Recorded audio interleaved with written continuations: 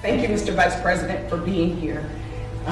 I like Logan, wrote some things down because I'm struggling with the words to say.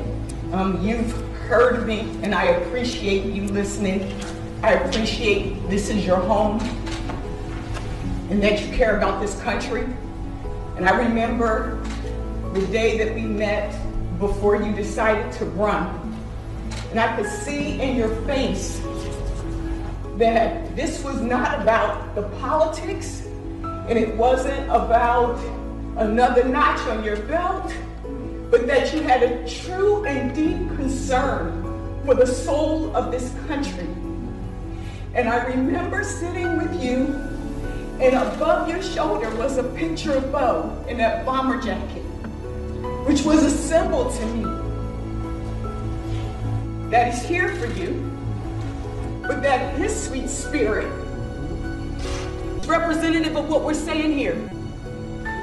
And I go back to that foundation of what this country was built on. While we have a lot of good things to talk about,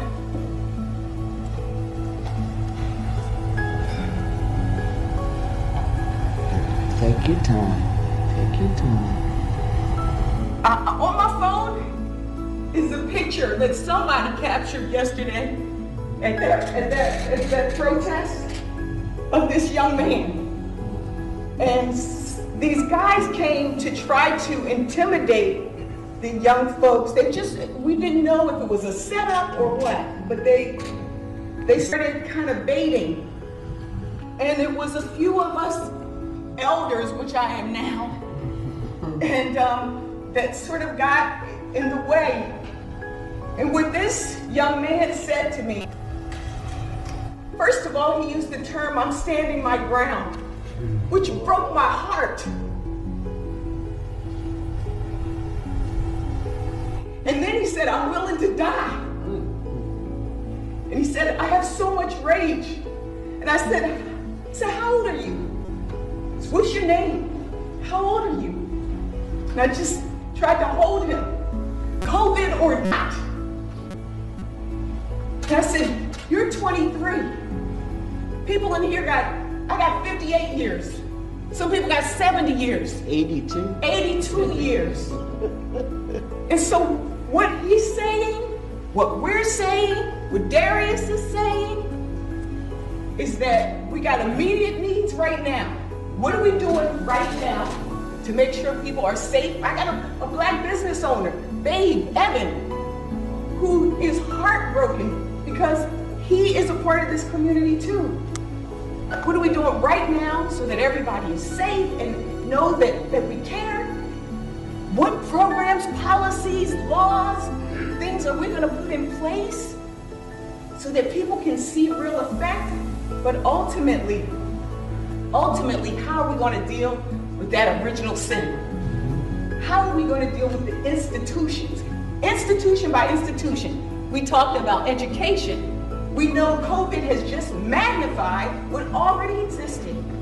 Already existed. Education, healthcare, justice. We didn't mention housing. But housing is a core foundation.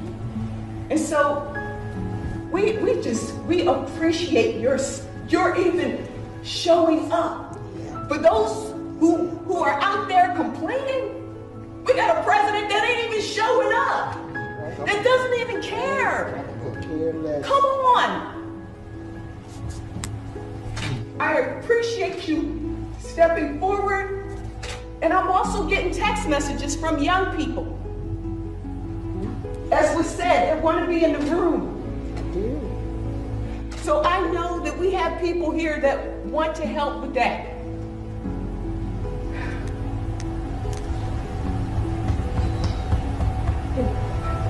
It's okay. Right before this all happened, somebody gave me a gift. I got a bracelet. It says breathe. Breathe.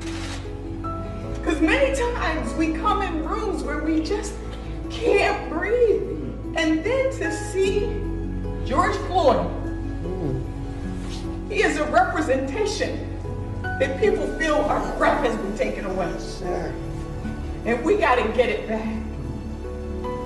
I don't know what else more to say except, again, thank you for listening.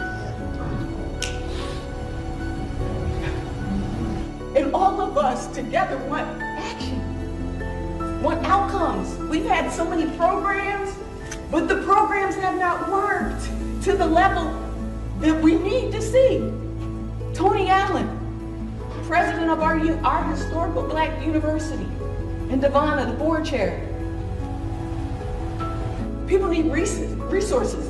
We need action and we need resources. We got plans. We got plenty of plans. We need action, we need resources. And I support you because I believe that you are called for such a time as this, that you can unite us as a country. And I know it's a heavy burden. I know it's a heavy burden. But I also know that you're a man of faith as well.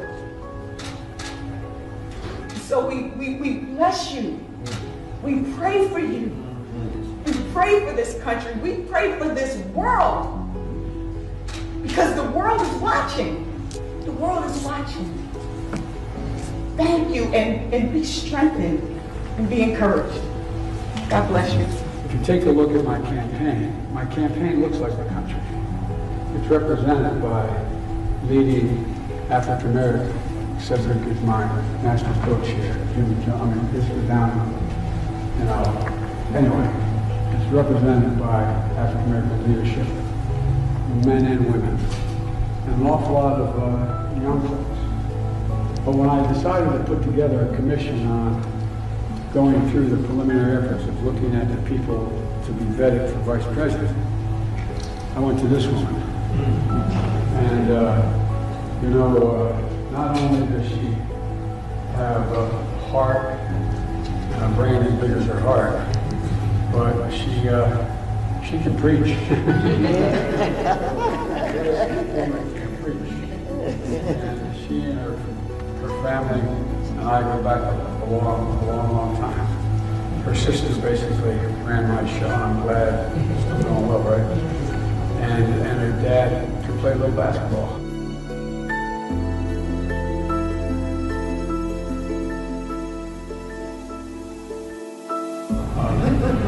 Among other